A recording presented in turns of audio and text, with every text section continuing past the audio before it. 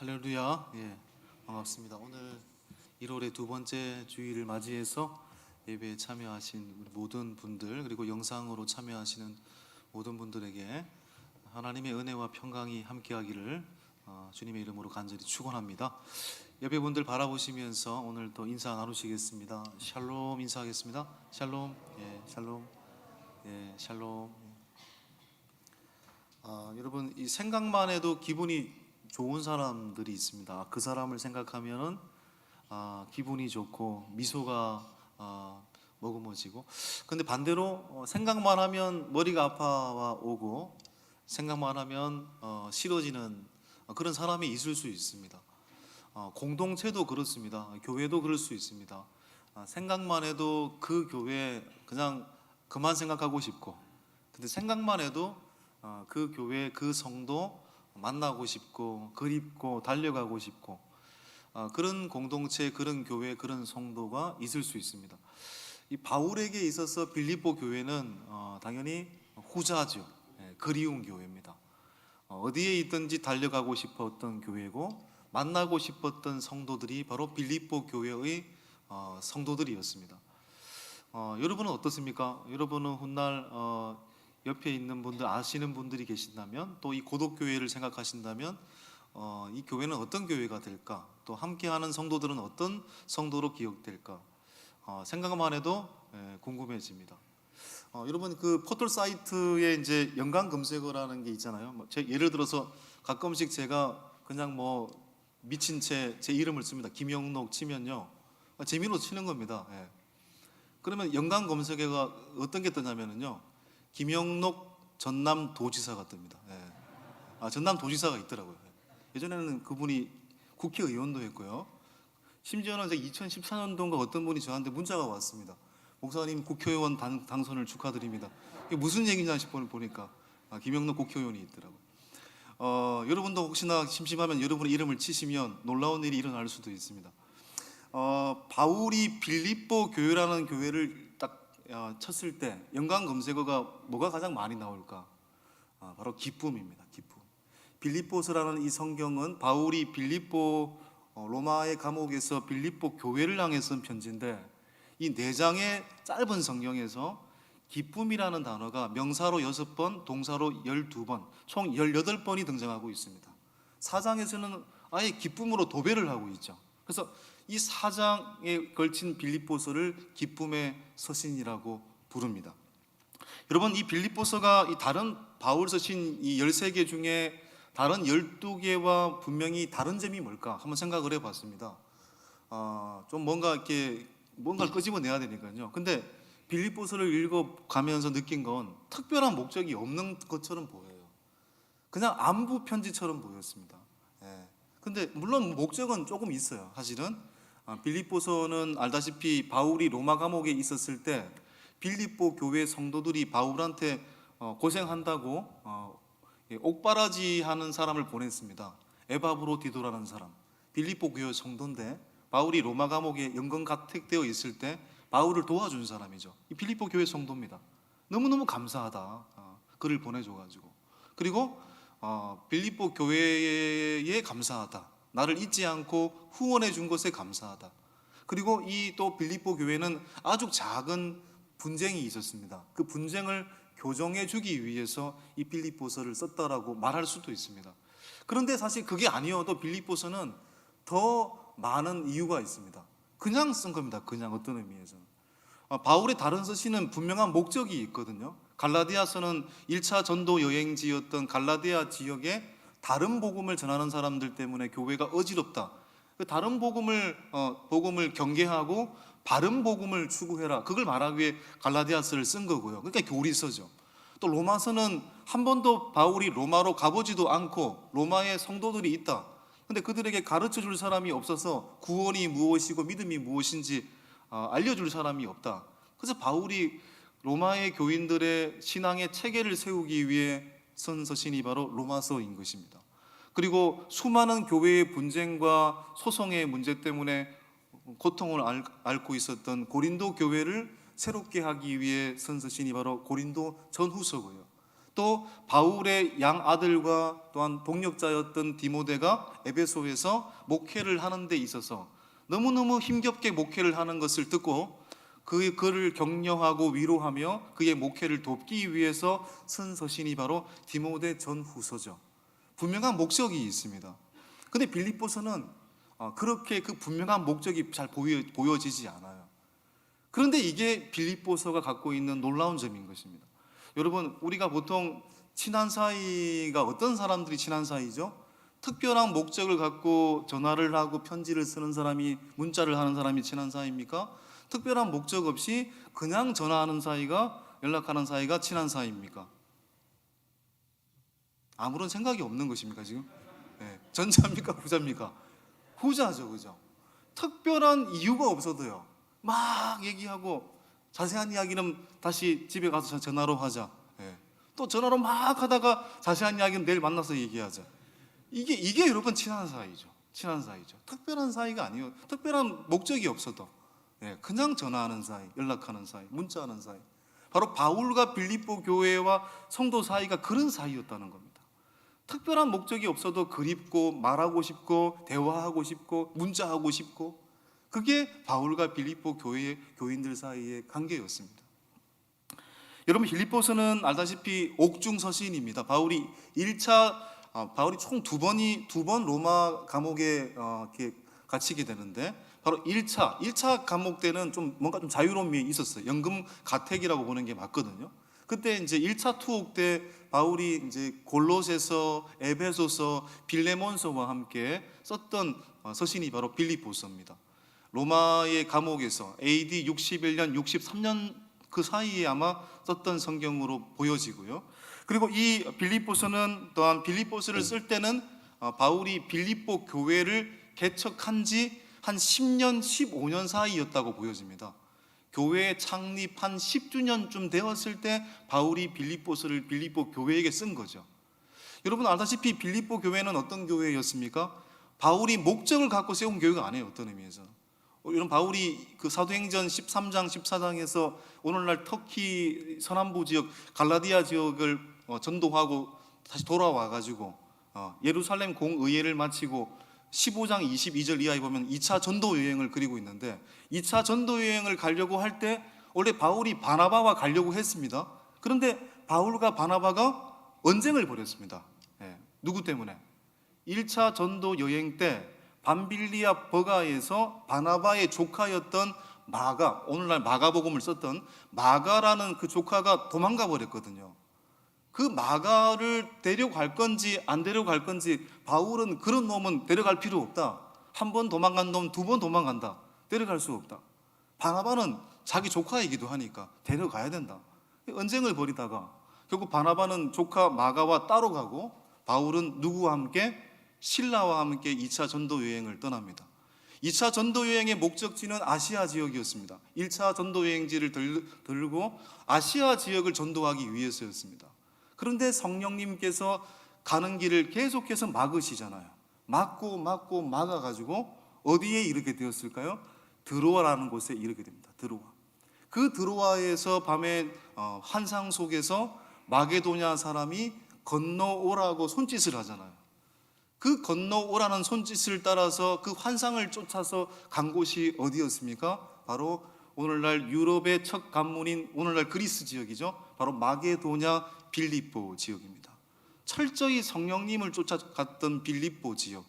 빌립보 지역에서 회당에서 복음을 전할 수도 없었습니다. 그냥 강가에서 지나가는 사람들에게 복음을 전했는데, 그 복음을 듣고 누가 믿습니까? 바로 장사했던 루디아라는 여성이 믿게 되고, 귀신 들린 여종이 믿게 되고, 또한 자결하려고 하다가 바울을 통해서 복음을 믿게 된 간수와 간수의 그 가족들이 초창기 빌립보 교회의 멤버가 되었잖아요. 그렇게 설립이 되고 난 뒤에 10년, 15년이 지나서 바울이 로마 감옥에서 쓴 편지가 바로 빌립보서입니다. 10년이 지났지만 여전히 빌립보 교회는 바울을 신뢰했고, 바울이 힘겨운 상황 속에 있었을 때 외면하지 않았고, 심지어는 빌립보 교회 교인 중에 에바브로디도를 바울에게 보내서 옥바라지까지 했던 고마운 교회, 그 교회가 빌립보 교회인 것입니다. 그러니까 그런 교회를 바울이 생각하면 할수록 너무너무 감사할 수밖에 없는 거잖아요. 오늘 바로 그 고마운 빌립보 교회에게 편지를 쓰면서 바울이 처음 했던 말이 무엇이었을까요? 1장 1절 상반절입니다. 시작. 그리스도 예수의 종 바울과 디모데는. 빌립보서의 발신자가 누구인가가 나와 있습니다. 기록자가 누구라고 되어 있습니까? 바로 바울과 디모데라고 표현하고 있는데, 그 앞에 보면은 그리스도 예수의 종 바울이다라고 표현하고 있습니다. 그리스도 예수의 종 바울이다. 여러분, 여기에 특별한 점이 있습니다. 바울의 13개의 서신 중에 11개의 서신에는 바울이 자기를 소개할 때 뭐라고 소개할까요? 아포스톨로스, 사도라고 표현합니다. 사도. 바울은 사도성에 대한 의심을 많이 받은 사람이라고 했잖아요. 네가 12제자 속에 속한 사람도 아니니까 너 사도 아니잖아. 예수를 믿었던 사람을 핍박했던 사람이잖아. 그래서 바울에 대해서 가는 곳마다 너 사도가 아니다라는 사도성에 대한 의심이 너무너무 많았습니다. 그걸 불식시키기 위해서 나는 예수님께서 선택한 사도입니다라고 말하기 위하여 그는 사도라는 말을 일부러 이야기했습니다. 강조했습니다. 그런데 빌립보서에서는 사도라는 말이 등장하지 않습니다. 왜 그럴까요? 빌립보 교인들은 이미 바울을 사도라고 인정해 줬고 바울을 존중해 주었기 때문입니다. 그 대신 바울은 자신을 가리켜서 뭐라고 자신을 표현하고 있습니까? 그리스도 예수의 종이라고 표현하고 있습니다. 이때 말하는 종이라는 표현은 헬라어로 둘로스죠. 종에 관한 많은 단어들이 있는데 이 둘로스라는 단어는 가장 하급 종을 의미합니다. 노예를 의미하는 것입니다. 오직 주인에게만 철저히 복종해야 되는 종 둘로스. 여러분, 바울은 수많은 스펙을 가진 사람이고 좋은 가문의 사람이고 좋은 학력을 갖고 있는 사람인데 그가 어떻게 자신을 둘로스, 종이라고 표현하고 있을까요? 여기에는 물론 깊은 의미가 있습니다. 자신을 낮추는 표현이기도 하고요. 그런데 여기는 더 다른 의미가 담겨져 있습니다. 우리가 구약 성경에 보면은 선지자들이 자기를 소개할 때 예를 들어 모세 같은 사람이 하나님의 사람 모세라고 표현하거든요. 하나님의 사람 종 모세, 하나님의 종 모세 이렇게 표현하는 구절이 있습니다. 하나님의 종 아모스. 그러니까 이 표현은 구약 성경에서 선지자들이 자기를 표현할 때 하나님께서 택한 선지자라는 것을 말할 때 쓰는 표현입니다. 바울은 지금 의도적으로 표현하고 있는 거예요. 나는 구약 성경의 선지자와 같은 역할을 맡은 사람이다라는 것입니다.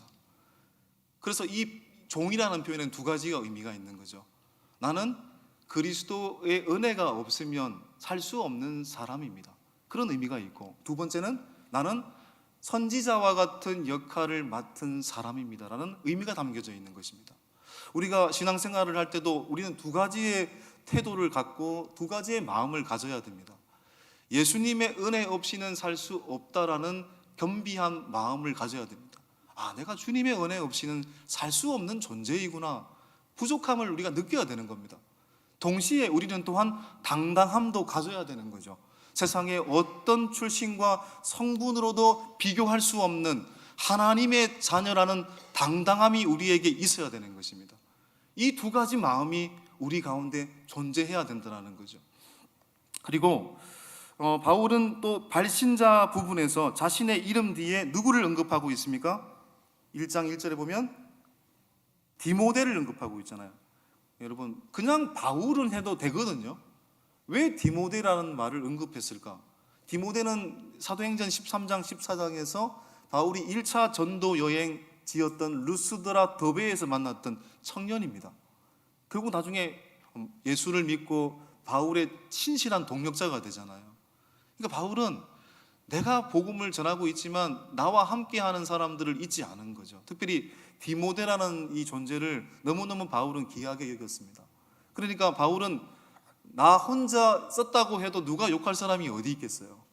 그런데 디모데라는 말을 언급함으로써 바울이 얼마나 함께하는 사람을 존중히 여겼는지를 알 수 있습니다.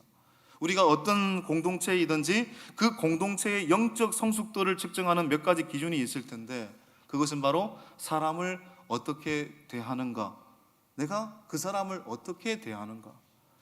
그 역할과 위치에 따라 때로는 뭐 회장이 있을 수 있고 부회장이 있을 수 있고 그렇지만 그게 높고 낮음의 의미가 아니잖아요. 사람 위에 사람 없고 사람 아래 사람 없는 거죠. 그리스도 안에서 다 동등한 존재인 거죠. 바울은 그걸 이야기하고 있는 것입니다. 그리고 수신자, 자, 바울과 디모데가 누구에게 쓴 편지입니까? 자, 1장 1절 하반절 시작. 그리스도 예수 안에서 빌립보에 사는 모든 성도와 또한 감독들과 집사들에게 편지하노니. 그냥 빌립보 교회와 성도에게 편지한다고 해도 되는데 바울이 직분을 지칭하고 있습니다. 누구에게? 빌립보의 성도, 그 다음에 감독들, 오늘날 장로들이라고 표현해도 되겠습니다. 그 다음에 집사들이었습니다. 이게 순서가 사실은 의도성이 있다고 보여집니다. 여러분, 교회에서 가장 중요한 기초적 구성원은 누굽니까? 성도입니다. 우리는 뭐 어떤 직분이든지 우리는 성도라고 불려지기를 가장 원해야 됩니다. 목회자도 성도죠. 또 목회자는 또한 성도를 위해 존재하는 또한 그런 직분이잖아요. 이걸 보면은 성도가 목회자를 무시해도 안 되겠지만, 존중해야 되겠지만, 또한 목회자를 너무 우상화시키는 것도 너무너무 큰 문제인 거죠. 그냥 존중하면 되는 겁니다. 그리고 성도 다음에 감독들, 집사들이라는 지도자라고 보는 게 맞죠? 리더들. 이게 의도성이 있는 게 왜 감독들과 집사들에게라고 표현했을까? 여러분, 이 조금 전에 제가 언급했듯이 빌립보 교회는 뭔가 쓴 목적을 찾고자 한다면 작은 분열이 있었거든요. 작은 분열. 그걸 교정해 주려고 쓴 편지이기도 한데 빌립보서 4장 2절을 보겠습니다. 빌립보서 4장 2절 시작. 내가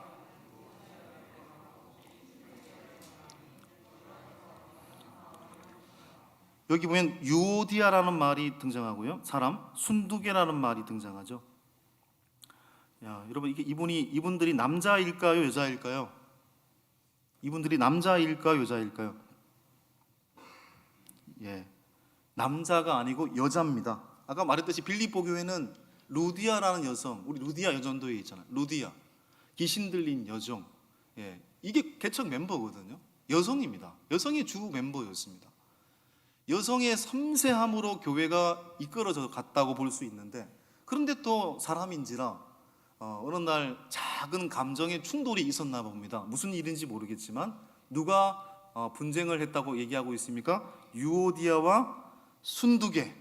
아마 김치를 담글 건지 깍두기를 담글 건지 배추 김치로 담을 건지 무김치로 담을 건지 아마 그렇게 다퉜나 봅니다. 그래서 작은 분쟁이 있었다. 근데 너희가 주 안에서 같은 마음을 품어라. 여러분, 이 일시적인 문제 앞에서 교회의 일치와 연합의 열쇠는 결국 누구에게 있는 겁니까? 누가 중재를 해줘야 되는 겁니까? 바로 교회 리더격인 감독과 집사들인 것이잖아요. 그러니까 여러분, 오늘날도 교회 안에서 문제가 생기는 건, 제가 이제 노회에서 기소위원회에서 2년 일을 해봤는데 거기 보니까 교회 분쟁을 한 2번 봤습니다. 근데 여러분, 교회 분쟁은 뭐 여러분도 알다시피 초신자들 때문에 생기는 게 아니더라고요. 어떤 한 교회는 보니까 목사와 장로들이 이렇게 분쟁을 합니다. 심지어 가스 줄까지 끊어요. 희한한 일이 벌어지고 있습니다. 그리고 어떤 교회는 항존직끼리 또 분쟁을 한 교회도 있더라고요. 교회는 맞습니다. 목사와 장로와 항존직들 때문에 교회 분쟁이 생기더라고요. 교회에 오래 다닌 사람들이 교회 분쟁의 주 원인이더라고요. 이게 무슨 얘기입니까? 아무리 교회가 어렵더라도 교회의 리더격인 목회자와 장로와 항존직들이 리더의 역할을 잘 감당하면, 또한 연합을 이루어가면 그 교회는 문제가 없다라는 얘기죠. 그러니까 이 빌립보서 1장 1절에도 성도 다음에 감독과 집사들에게 편지한다라는 말이 그 의미를 담고 있는 겁니다. 작은 분열이 있지만 너희들이 하나가 되어 주 안에서 이 교회를 이끌면 문제가 없다라는 겁니다. 빌립보 교회는 자주 옥감 장사 루디아, 귀신 들렸던 여종 하급갈리 간수와 그의 가족들로 시작이 되었습니다.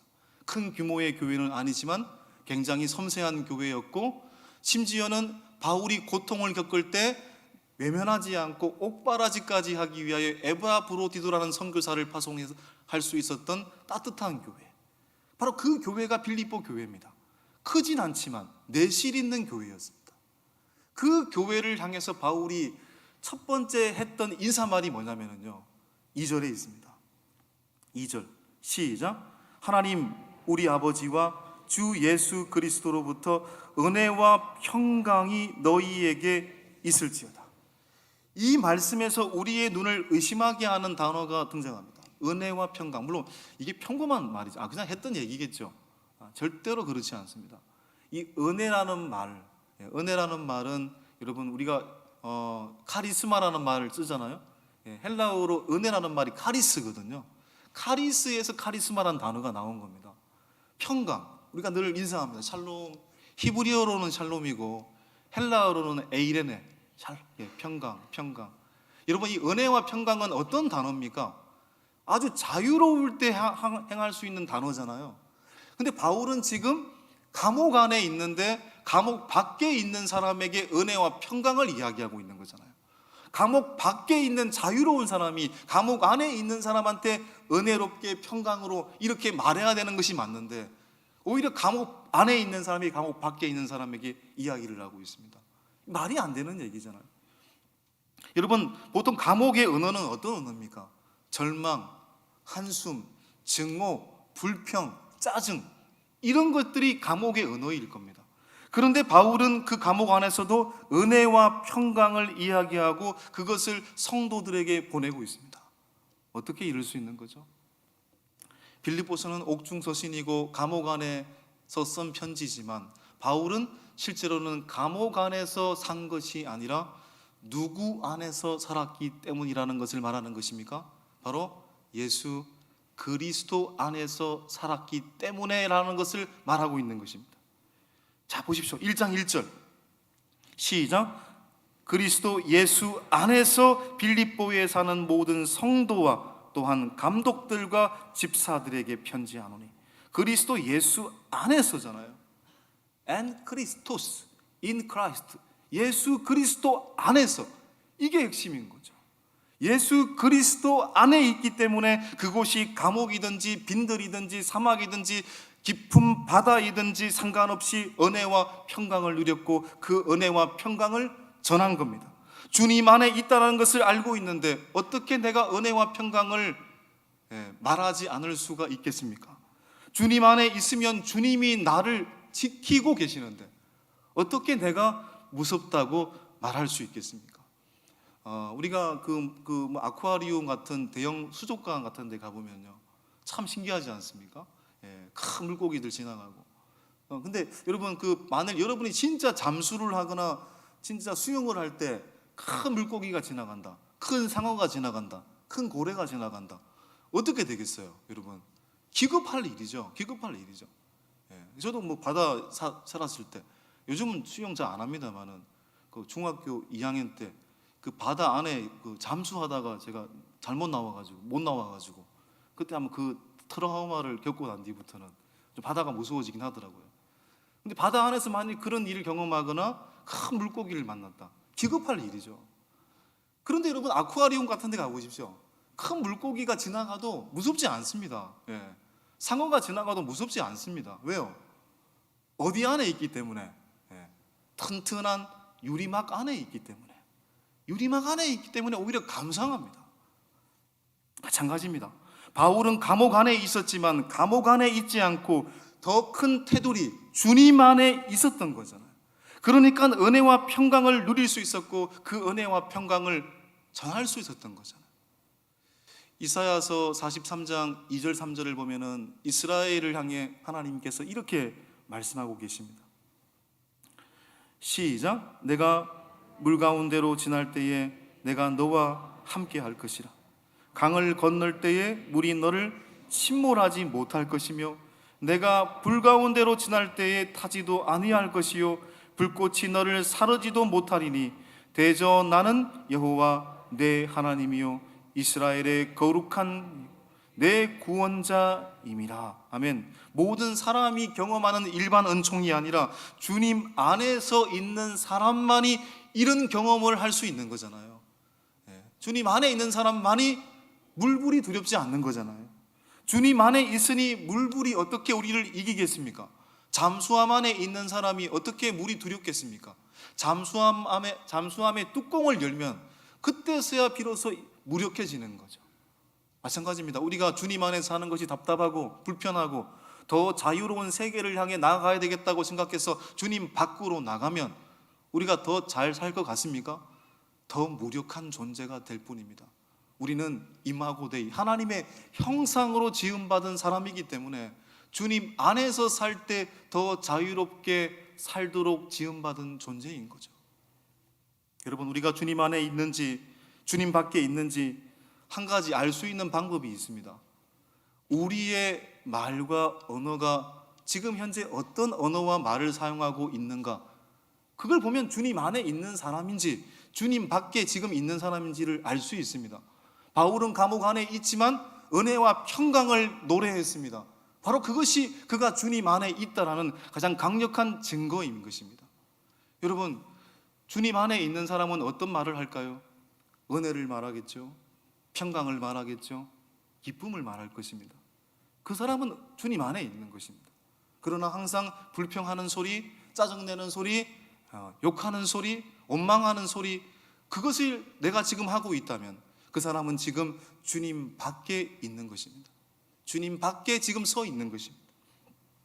그러므로 죽겠다라는 말을 많이 쓰잖아요. 죽겠다라는 단어가 주 안에 있으면 어떻게 될까요? 죽게 있다가 됩니다. 죽게 있다. 제가 이런 말 사람 되게 좋아하는데 이건 뭐 맞는 얘기 같아요. 죽겠다, 죽겠다, 죽겠다. 주님 안에 있으면 죽게 있다. 옆 사람에게 죽게 있으십시오라고 한번 선포하겠습니다. 죽게 있으십시오. 우리가 주님 안에 있기를 갈망하면 우리만 주님 안에 있는 게 아닙니다. 우리가 주님 안에 있으면 주님도 우리 안에 있는 것입니다. 요한복음 15장 7절에 이런 말씀 있습니다. 한번 띄워주실까요? 시작. 너희가 내 안에 거하고 내 말이 너희 안에 거하면 무엇이든지 원하는 대로 구하라. 그리하면 이루리라. 이 구절을 보면요, 우리는 마지막 구절을 중요하게 생각합니다. 한번 띄워주시겠습니까? 다시.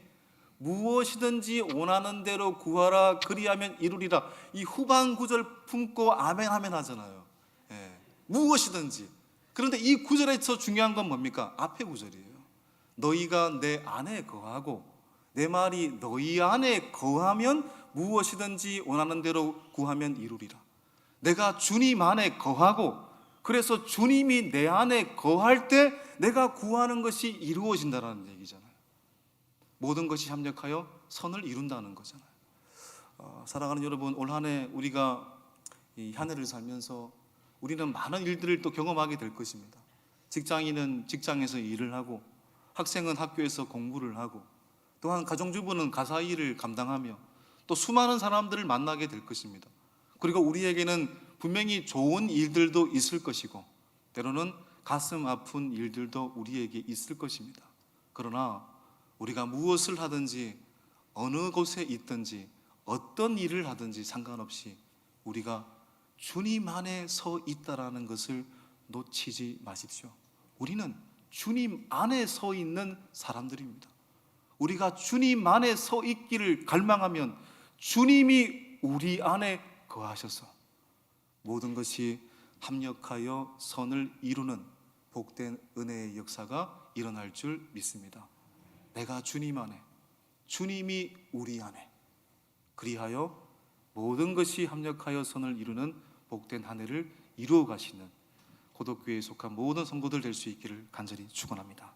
이 시간 함께 말씀 기억하시면서 찬송가 370장 함께 찬양하겠습니다.